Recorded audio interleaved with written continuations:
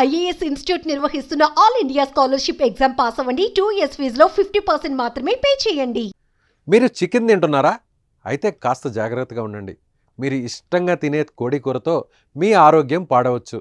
వారానికి ఒకరోజే, అది కూడా సండేనే కదా అని తిన్నా కూడా అనారోగ్యానికి గురి కావచ్చు. ముక్క లేనిదే ముద్ద దిగని వారంతా ఒక్కసారి ఈ వీడియో చూడండి. తర్వాత బాయిలర్ కోడిని ఎలా తినాలో తెలుసుకోండి. అసలు తినాలో వద్దో తినకూడదో కూడా నిర్ణయించుకోండి.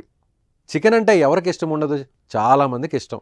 చిన్నపిల్లల నుంచి ముసలి వాళ్ళ వరకు ఎక్కువగా ఇష్టపడే నాన్ వెజ్ చికెన్. కొందరు వారానికి 2-3 సార్లు తింటే మరికొందరు డైలీ తమ కంచంలో పెట్టుకొని లాగిచ్చేస్తుంటారు. వేడిగా తింటూ ఆనందపడిపోతారు. ఇది టేస్టీ అండ్ ఎంబీగా ఉండే హెల్తీ ఫుడ్ అని అందరూ భావిస్తుంటారు. నిజమే, చికెన్ మంచి హెల్తీ ఫుడ్డే, ఎక్కువగా పోషకాలు ఉండే ఆహారమే. కానీ ఆరోగ్యవంతమైన కోడి మాంసంతోనే మాత్రమే మనకు లాభం. కానీ చాలామందికి తెలియని విషయం ఏంటంటే బాయిలర్ కోడి మాంసంతో అనారోగ్య సమస్యలు వస్తున్నాయని, ఇష్టం వచ్చిన రీతిలో తింటే కొన్ని రోజుల్లో షెడ్డుకు వెళ్లాల్సిందేనని తెలుసుకోలేకపోతున్నారు. మీరు ఎలా చెబుతున్నారు? ఏంటి ఆ సమస్యలని మీకు డౌట్ రావచ్చు. ఈ విషయాన్ని నేనేమీ సొంతంగా చెప్పడం లేదు.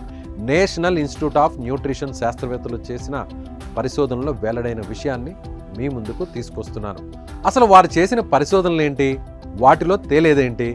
కేరళను సౌత్ జోన్గా, తెలంగాణను సెంట్రల్ జోన్గా విభజించి ఆయా రాష్ట్రాల్లోని 47 పౌల్ట్రీ ఫామ్స్లో 131 శాంపుల్ను సేకరించారు. వాటిని పరిశీలించగా విస్తుపోయే నిజాలు బయటకొచ్చాయి. ఈ 2 రాష్ట్రాల్లో అమ్ముతున్న బాయిలర్ కోళ్లలో యాంటీబయోటిక్స్ను తట్టుకునే ప్రమాదకరమైన బ్యాక్టీరియా వృద్ధి చెందుతుందని తేలింది.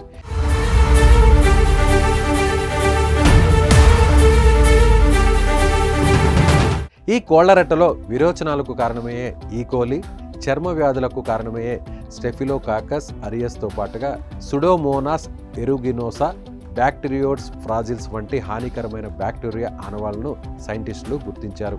ఈ బ్యాక్టీరియా మానవుల్లో యాంటీబయోటిక్ ట్రీట్మెంట్కు సవాల్ విసురుతోంది. దీనికి కారణం ఏంటంటే పౌల్ట్రీ ఫామ్స్లో కోళ్లకు అవసరం ఉన్నా లేకపోయినా యాంటీబయోటిక్స్ను విచక్షణారహితంగా ఇవ్వడమే. కోళ్లు త్వరగా పెరిగేందుకు, రోగాల బారిన పడి చనిపోకుండా వాటికి యాంటీబయోటిక్స్ ఇస్తుంటారు. దీంతో ఏఎంఆర్ అంటే యాంటీ మైక్రోబయల్ రెసిస్టెన్స్ వృద్ధికి కారణమవుతుంది. మరి ఈ చికెన్ తింటే మనకేమవుతుంది? ఇలాంటి చికెన్ను మనం తీసుకుంటే ఏఎంఆర్ జన్యు మనుషుల్లోనూ వృద్ధి చెందే ప్రమాదం ఉంది. జన్యువు మనుషుల్లో వృద్ధి చెందితే న్యూమోనియా, కలరా, ఫుడ్ పాయిజనింగ్ వంటి తీవ్రమైన అనారోగ్యానికి గురిచేసి ట్రీట్మెంట్ చాలా కష్టమవుతుంది. అయితే సరిగా ఉడికించకుండా తింటేనే ఈ ప్రమాదం ఎక్కువ. అధిక ఉష్ణోగ్రతలో ఉడికించడం ద్వారా వీటిలో 95% బ్యాక్టీరియా నాశనం అవ్వడం మాత్రం కాస్త ఊరటనిచ్చే విషయం.